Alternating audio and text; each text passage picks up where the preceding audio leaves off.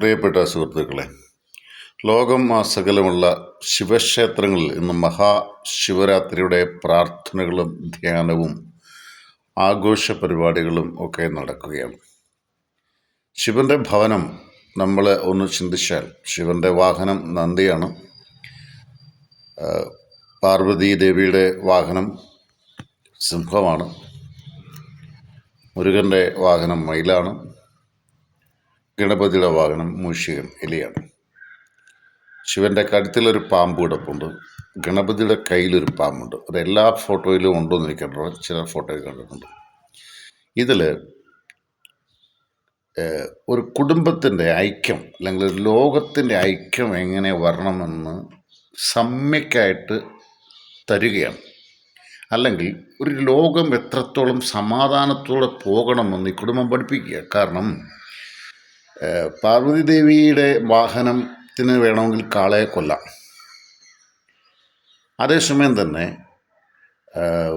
മുരുകൻ്റെ മയിൽ വാഹനത്തിന് എലിയെ പിടിക്കാം. ശിവൻ്റെ കഴുത്തിലുള്ള പാമ്പിന് ഗണപതിയുടെ എലിയെ പിടിക്കാം.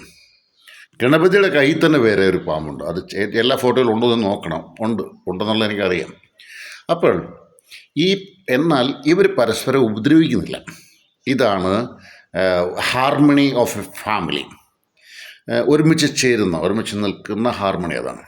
2, ഭാരതം എന്ന ദേശം ഇതേ ഹാർമണിയിൽ നിൽക്കണം എന്ന് ലോകത്തെ പഠിപ്പിക്കുകയാണ്. നമ്മൾ ദശാവതാരങ്ങൾ എടുത്തു നോക്കിയാൽ മതി. മത്സ്യക്കൂർമ്മം വരാഹം മുതൽ ഇനി കൽക്കി വരെ എത്തുന്ന കാലം വരെ ഇത് പ്രകൃതിയെ സ്നേഹിക്കുന്ന ഒരു പ്രദേശമാണ് നമ്മുടെ ഭാരതം. ഈ ഭാരതത്തിൻ്റെ ഒരു സന്തുലിതാവസ്ഥയ്ക്ക് വേണ്ടിയാണ് എൻ്റെ ഒരു താത്വിക ചിന്ത അനുസരിച്ച് ശിവൻ്റെ ഭവനത്തെ ഇപ്രകാരം ചിത്രീകരിച്ചിരിക്കുന്നത്. അപ്പോൾ ഇന്ന് മഹാശിവരാത്രിക്ക് പ്രസംഗിക്കാൻ പോകുന്നവരും അതിൽ പ്രാർത്ഥനയിൽ പങ്കെടുക്കാൻ പോകുന്നവരും ഒക്കെ ഒന്നാലോചിച്ചുള്ള പ്രകൃതിയുടെ, മനുഷ്യരുടെ, രാഷ്ട്രീയ പാർട്ടികളുടെ, വ്യത്യസ്ത മതക്കാരുടെ ഏകയോഗമായ ഒരു യാത്ര ആഗ്രഹിച്ചുകൊണ്ട് വേണം നമ്മൾ ഈ ഒരു കാര്യത്തിൽ പങ്കെടുക്കാൻ. അതുകൊണ്ട് ഞാൻ ഇന്ന് അടക്കം കഴിഞ്ഞ കൊച്ചുകുഞ്ഞ് 9 മാസം ജീവിച്ചുള്ളൂ.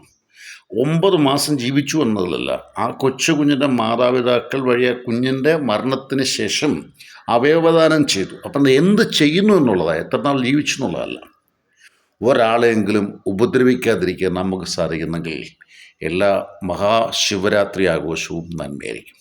അതുകൊണ്ട് മഹാശിവരാത്രിയുടെ എല്ലാ നന്മകളും ഐ ഓഫ് ഇന്ത്യയിൽ നിന്ന് ജോൺസൺ കരൂർ നേരുന്നു എല്ലാവർക്കും.